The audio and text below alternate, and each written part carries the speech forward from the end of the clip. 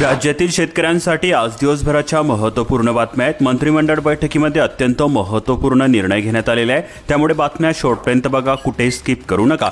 चॅनलवरती पहिल्यांदाच आला असाल तर चॅनलला सुद्धा सबस्क्राइब करून घ्या। मराठवाडा विदर्भामध्ये 195 मंडळामध्ये अतिवृष्टी झालेली असून कोकण मध्य महाराष्ट्रामध्ये पावसाचा जोर ओसरलेला आहे। कोकण पश्चिम मध्य महाराष्ट्रानंतर मराठवाडा आणि विदर्भातील पावसाला सुरुवात झालेली आहे। गुरुवारी म्हणजेच तारीख 26 रोजी सकाळी 8 वाजेपर्यंत मराठवाडा विदर्भामध्ये तब्बल 195 मंडळामध्ये अतिवृष्टी झालेली आहे। विदर्भातील वाशिममधील मुंगळा मंडळामध्ये सर्वाधिक 242 मिलीमीटर पाऊस पडल्याची नोंद झालेली आहे। या पावसामुळे अनेक ठिकाणी शेत तुडूंब भरून वाहू लागले, अनेक ओढे नाले व नद्यांना पूर आलेले आहेत। जोरदार पावसामुळे खरीपातील पिकांना मोठा दिलासा मिळालेला आहे। लोणीकर यांच्यावरती टीकेची झोड, शेतकऱ्यांबद्दल वादग्रस्त वक्तव्य केल्याबद्दल मुख्यमंत्री फडणवीस यांच्याकडून सारवासारव।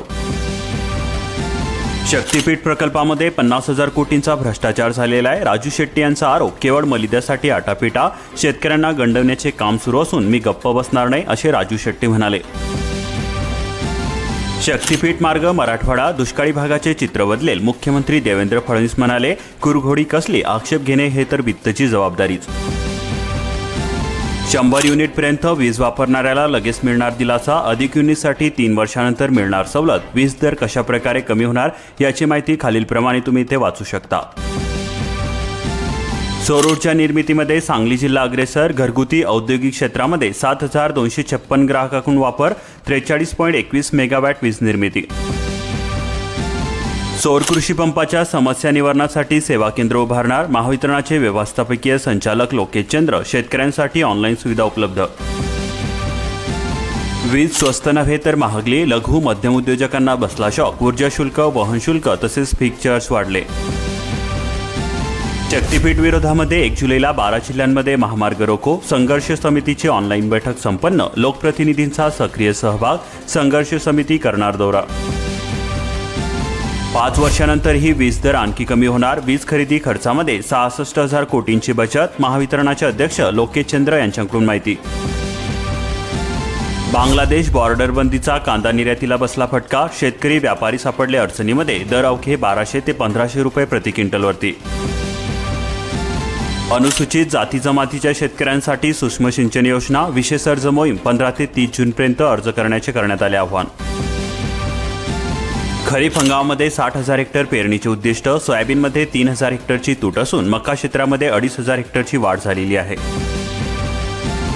सिल्लोड तालुक्यामध्ये सर्वदूर पाऊस, दुबार पेरणीचे संकट टळले, पेरणीच्या कामांना येणार वेग। जालना जिल्ह्यामध्ये पावसामुळे खरीपातील पिकांना मिळाले जीवनदान, 4 लाख हेक्टरवरती पेरणी, 24 तासांमध्ये 22.80 मिलीमीटर पावसाची झाली नोंद।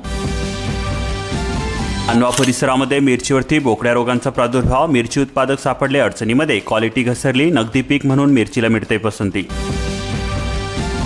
किनवटमध्ये शिधावाटपामध्ये कट्ट्यातील वजनामध्ये होते घट, शासनाच्या मार्गदर्शक सूचनांकडे सर्रास होते दुर्लक्ष। पावसाने ओढ दिली, त्यामध्ये पुन्हा हरिणडुकरांचा होतोय त्रास, कोवडी उगवून वाचवण्यासाठी शेतकऱ्यांचे जुगाड, वन विभागाने उपाययोजना करण्याची होते मागणी। परभणी जिल्ह्यामध्ये धूळ पेरणी फळाला आली, बुधवारी सायंकाळी झालेल्या पावसामुळे शेतकऱ्यांना मिळाला मोठा दिलासा, दुबार पेरणीचे संकट टळले। पीक विम्यामध्ये बनावटगिरी, काळ्या यादीतील शेतकऱ्यांना 5 वर्ष लाभ मिळणार नाही, राज्य सरकारचा मोठा निर्णय, अकृषिक सरकारी देवस्थान ट्रस्टच्या जमिनीचा काढता येणार नाही विमा। वैयक्तिक शौचालय योजनेचा बोजवारा, श्रीरामपूर तालुक्यामध्ये 120 लाभार्थी अनुदान विना, 2 वर्षांपासून पंचायत समितीचे हेलपाटे। अवकाळीने 16,000 शेतकरी बाधित झालेले असून 17 कोटी रुपयांची शासनाकडे मागणी होत आहे। मागील वर्षी 160 कोटी रुपयांची वाटप करण्यात आलेली होती। शेतकऱ्यांना नुकसान भरपाई देण्याची होते मागणी, मे महिन्यातील पावसाचा विविध पिकांना बसला फटका, 2 तालुक्यामध्ये मोठे नुकसान झालेले आहे, शहादा आणि तळोदा तालुक्यामध्ये। मुसळधार पावसामुळे पिकांना जीवनदान, शेतकऱ्यांना मिळाला मोठा दिलासा, जळगाव जिल्ह्याच्या अनेक भागामध्ये पाऊस झालेला असून शेतामध्ये पाणी साचलेले आहे, जमिनीवरती मान टाकलेल्या पिकांना यामुळे नवसंजीवनी मिळाली। रावेर येथे दमदार पावसाअभावी शेतकऱ्यांपुढे दुबार पेरणीचे संकट कायम, आर्थिक फटका सहन करावा लागणार, ओल नसल्याने निम्मे बीजांकुर जमिनीमध्येच झाले नष्ट। फलटण बाजार समितीमध्ये कांद्याच्या दरामध्ये मोठी घसरण झालेली असून यामुळे शेतकरी निराश झालेले आहे. 5,962 कांद्याच्या पिशव्यांची आवक झालेली असून फलटण तालुक्यातील कांदा उत्पादकांना बसला आर्थिक फटका. केळी आवकेमध्ये सतत घट होत असून खानदेशामध्ये दर अस्थिर, सरासरी 1400 रुपयांचा मिळतोय दर. पश्चिम वऱ्हाडामध्ये पावसाची दमदार हजेरी झालेली असून बुलढाणा जिल्ह्यामध्ये पुरात अडकलेल्या 5 नागरिकांची सुटका करण्यात आली.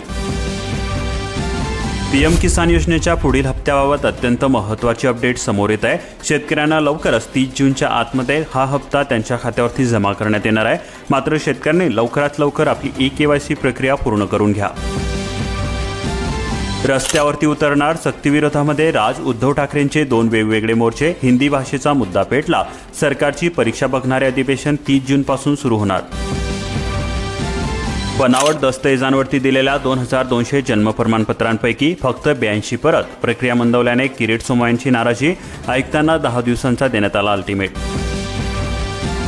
विदर्भामध्ये पावसाचा कहर. वर्धा, यवतमाळ जिल्ह्यामध्ये 3घांचा बळी. जनजीवन विस्कळीत झालेले असून वर्धा, अकोला, यवतमाळ, बुलढाणा, अमरावतीमध्ये मुसळधार पाऊस झाला. खरेदी खर्चामध्ये 66,000 कोटींची बचत झालेली असून ग्राहकांना वीज मिळेल स्वस्त. स्मार्ट मीटर बसवण्याचे महावितरणाचे आव्हान. राज्यामध्ये उद्धव ठाकरेंनी स्वीकारले हिंदी सक्तीचे धोरण. उदय सामंत म्हणाले, आदित्य ठाकरे यांची तिसऱ्या भाषेबद्दल तेव्हा सकारात्मक भूमिका होती, आता का बदलली? तेव्हा विरोध केला असता तर आता ही वेळ आलीच नसती. बोगस लाभार्थी हटवले. केंद्राने 3 लाख कोटी रुपये वाचवले. 12 लाख कोटी रुपयांच्या तब्बल 314 केंद्रीय योजनांची छाननी सुरू. बँकांनो व्याज घटवा, कर्जे स्वस्त करा. रेपो दरातील 0.50% कपातीचा फायदा ग्राहकांना देण्याचे आरबीआयचे अहवालामध्ये आव्हान. घर, वाहन घेणाऱ्यांना मिळू शकतो लवकरच दिलासा. रिअल इस्टेट, वाहन उद्योगाला मिळेल बुस्टर. ऑनलाईन खरेदीवरती शुल्क का लावता? लाखो ग्राहक झाले त्रस्त. प्रत्येक 2 खरेदीदारांपैकी एकाची येते तक्रार. अकोला जिल्ह्यामध्ये सर्वदूर दमदार पाऊस. विश्वमित्रा लघु प्रकल्प 100% भरला. पाण्याचा गावांना वेढा. जनजीवन विस्कळीत झालेले असून शेतकऱ्यांना मिळाला मोठा दिलासा. शेतकऱ्यांना बोगस बियाण्यांचा फटका बसला. चौकशीची होते मागणी. आंदोलनाचा देण्यात आला इशारा. वितरित केलेले बियाणे बुरशीग्रस्त असल्याचा होतोय आरोप. बुलढाणा जिल्ह्यातील 23 मंडळामध्ये अतिवृष्टी झालेली असून पुरामध्ये वाहून गेलेल्या एकाचा मृत्यू झाला. संततधार पाऊस सुरू असून मेहकर तालुक्यातील ग्रामीण भागातील मार्ग झाले होते बंद. सायंकाळनंतर पावसाची रिपरिप झाली कमी. अटल पेन्शन योजनेचा लाभ पोहोचवण्यासाठी बुलढाणा जिल्ह्यामध्ये 1 जुलैला विशेष मोहीम राबवणार. 25,000 नागरिकांच्या नोंदणीचे देण्यात आले उद्दिष्ट. महिनाभराच्या विश्रांतीनंतर लोणार तालुक्यामध्ये मुसळधार पाऊस झालेला असून पिके गेले वाहून. नदी नाल्यांना आले पूर. शेतकऱ्यांवरती दुबार पेरणीचे संकट. मदतीची होते मागणी. धाडी, तपासणी, नमुने घेण्याचे अधिकार काढले. बोगस कृषी कंपन्यांचा दबदबा वाढतोय. गुन्हे नियंत्रण विभागाच्या अधिकारांमध्ये कपात करण्यात आली. संग्रामपुरामध्ये 80% खरीप पेरण्या आटोपल्या. सोयाबीनच्या क्षेत्रामध्ये झाली वाढ. कपाशीची लागवड घटली. कृषी विभागाची माहिती. पावसाची साथ कायम राहिल्यास उत्पादन भरघोस होणार. पीक कर्ज वाटपाचे 50% उद्दिष्ट 30 जूनपर्यंत पूर्ण करा. जळगाव जामोद जिल्ह्यातील 3 तालुक्यातील बँक अधिकाऱ्यांच्या बैठकीमध्ये निर्देश देण्यात आले. यंदापासून सुधारित पीक विमा योजना लागू झाली. 31 जुलैपर्यंत डेडलाईन देण्यात आली. योजनेमध्ये सहभागासाठी फार्मर आयडी अनिवार्य असणार आहे. तसेच ई पीक पाहणी सुद्धा यंदापासून अनिवार्य करण्यात आलेली आहे. कृषी विभागाची माहिती. वाशिम जिल्ह्यामध्ये संततधार पाऊस. 34 महसूल मंडळामध्ये अतिवृष्टी झालेली असून नदी नाल्यांना आले पूर. पिकांसह जमिनी खरडल्या. शेतकऱ्यांच्या अतोनात नुकसान झालेले असून शेतामध्ये पाणी साचल्यामुळे खोळंबलेल्या पेरण्या होणार विलंब. उडीद मुगाकडे शेतकऱ्यांची पाठ. आतापर्यंत 76 हेक्टरवरच पेरणी झाली. वाशिम तालुक्यामध्ये घटले क्षेत्र. पावसाला विलंब झाल्याचा होतोय परिणाम. अन्य पिकांचा पर्याय. येवला तालुक्यामध्ये मका, मूग क्षेत्र वाढले. कापूस पिकांचे क्षेत्र घटले. आतापर्यंत 86% पेरणी पूर्ण. सिन्नर तालुक्यामध्ये पेरणीला आला वेग. शेतकरी सुखावला. मका, सोयाबीन पेरणीसाठी शेतकऱ्यांची पसंती. जुलैमध्ये महागाई भत्ता मिळणार. मात्र थकबाकी कधी मिळेल? एसटी महामंडळाकडे कर्मचाऱ्यांच्या घरभाडे भत्त्यापासून अनेक फरक प्रलंबित. स्वस्त धान्य दक्षता समित्यांचे अस्तित्व राहिले केवळ कागदावरतीच. नाशिक शहरासह जिल्ह्यामध्ये नागरिकांच्या तक्रारी वाढल्या. दुर्लक्षाने गैरप्रकारांना मिळले मोकळे रान. चंद्रभागा नदीची पातळी ओसरली, वारीवरील पुराचा धोका टळला. उजनी आणि वीर धरणातून सुद्धा विसर्गामध्ये मोठी घट झाली. भाविकांची स्नानांसाठी गर्दी. शेतकरी कसाबपेक्षा वाईट आहेत का? राजू शेट्टी म्हणाले, शक्तीपीठ हायवेच्या मोजणीसाठी आंबेगावमध्ये आलेल्या पथकाला जावे लागले माघारी. ई पीक पाहणी पूर्ण करून घ्या, अन्यथा फळपीक विमा अर्ज होतील रद्द. शासन निर्णयानुसार अंमल. डिजिटल क्रॉप सर्व्हे मोबाईल ॲप्लिकेशनद्वारे करावी लागणार ई पीक पाहणी.